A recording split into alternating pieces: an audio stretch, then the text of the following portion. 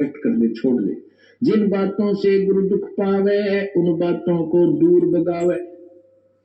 उनको फेंक देते, कितना अच्छा लगता, छोड़ दे उन सब चीजों को। अब जैसे शुगर के मरीज को अब मीठा तो अच्छा लगे उसने, और डॉक्टर कहे भाई शुगर तो मरीज ये मीठा नहीं खाएगा, ना मिठाई ना चीनी,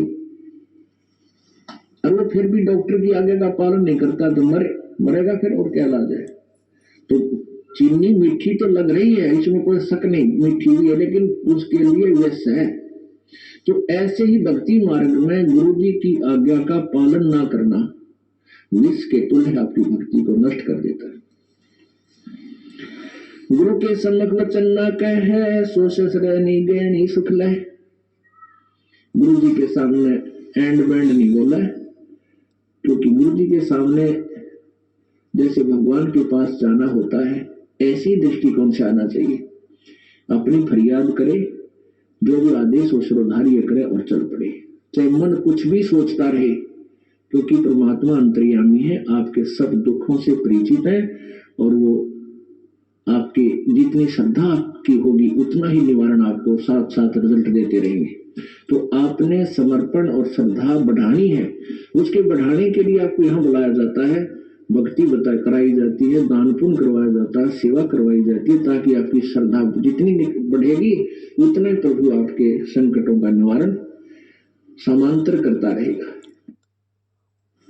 अब जैसे आप यहाँ आए, आते ही आपको ठीक कर दिया, आप ना हो भूल गए यहाँ, क्योंकि हमने देखे झाड़े लवानी, झाड़े लवाए लाया, हो गया, आराम हो गया, बस का वहां जाना नहीं भूल कर फिर। तो यहाँ आते भी आपको सुख दिया जा सकता है, लेकिन ये परमात्मा चाहते हैं कि ये बच्चा आते कुछ तो राहत अवश्य देगा, ताकि आपका विश्वास बने। और आप पर आज कलयुग में आगे हुए इतने पाप है, गिनती नहीं, एक सुख थोड़ा बहुत मालिक अपनी तरफ से अवश्य देता आपको, फिर 100 संकट और ना भी तो आपके ऊपर बैलेंस, वो भी निवारण करवाने हैं, तो फिर आपको बुलाया जाता है कि आप महीने में एक बार अवश्य आइए। आपको बुलाने का क्या तात्पर्य है कि यहाँ आने से आपको बहुत पुण्य मिलता है, आपको बहुत भक्ति लाभ होता है। आप बच्चे हो, आपको मालूम नहीं, ये दास डॉक्टर है, जो भी आपको कैसे कैसे आपके अंदर शक्ति प्रवेश करवानी है, प्रभु की पुण्य कैसे प्रवेश करवाने हैं, फिर ये ज्ञान आपके हृदय में पहुंचाना है। और जिस दिन आपकी श्रद्धा पूरी हो जाएगी, आप सपने में भी दुखी नहीं होगे, ये सत्कर मान लेना। क्योंकि पाप जब बढ़ जाते हैं, जन्म में भी दुखी, सोए फिर भी दुखी, क्यों सपने भी बुढ़े बुढ़े आवे। और जब आप भक्ति करोगे, ढंग से लग जाओगे, वैसे भी सुखी, और स्वप्न में परमात्मा की भक्ति है, आरती करते होगे, कभी मंत्र कर रहे होगे, कभी मेरे गुरुदेव भगवान ये गा रहे होगे, स्वप्न में भी सुखी, यानी भक्ति स्वप्न में भी हो रही होगी। गुरु से शेष करे चतुराई, सेवा ही नरक में जाई। ओहो, जो गुरु जी के सामने चतुरता करता है, छल कपट करता है, उसकी जो सेवा है यानी वो पूजा समाप्त हो जाती है, धन भक्ति का, और कहते हो नरक में जाई, नरक में डाल दिया जाता है। शेष हुए सर्वस नहीं वारे, ये कपट मुख प्रीत उचारे। शेष होके और समर्पण नहीं किया तो क्या काय का भगत हो, और हिये कपट मुख प्रीत उचारे, अंदर तो दोष है, ऊपर तो मीठा बोला है, ये भगवान को पसंद नहीं। सो जीव कैसे लोक सिधाई, बिन गुरु मिले मोहे ना पाई। गुरु से कपट करे चतुराई, सोहन सा भाव भर में आई। गुरु से कपट शेष जो राखे, यमराज जाके मुगदर चाखे। जो जन गुरु की निंदा करही, शुक्र सवान गर्भ में पढ़ी। गुरु की निंदा सुने जो काना, ताको निश्चय नरक निदाना। अपने मुख निंदा जो करही, परिवार सहित नरक में पढ़ी। अपने अर्थ क्या बताते हैं परमात्मा के, अपने गुरु जी की निंदा यदि कोई कर रहा है तो भी आपने सुननी नहीं चाहिए।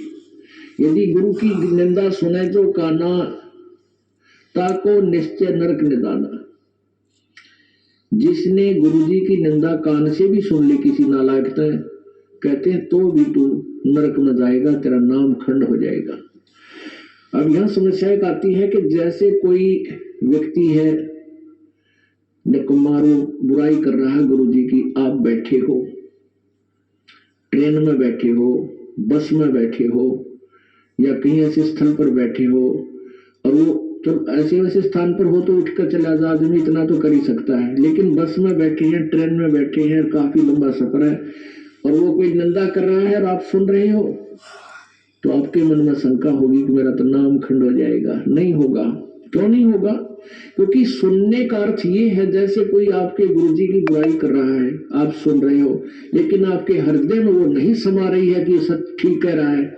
आपका मन ये कह रहा है ये अनजान व्यक्ति है, इसको पता नहीं, ये वैसे ही कह रहा है।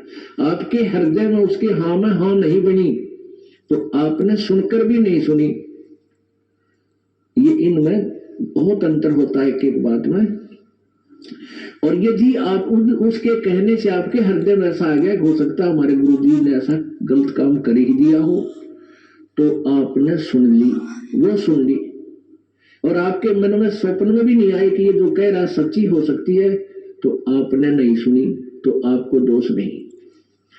गुरु की निंदा सुने जो काना, ताको निश्चय नरक निदाना, अपने मुख निंदा जो करही, परिवार सहित नरक में पड़ही।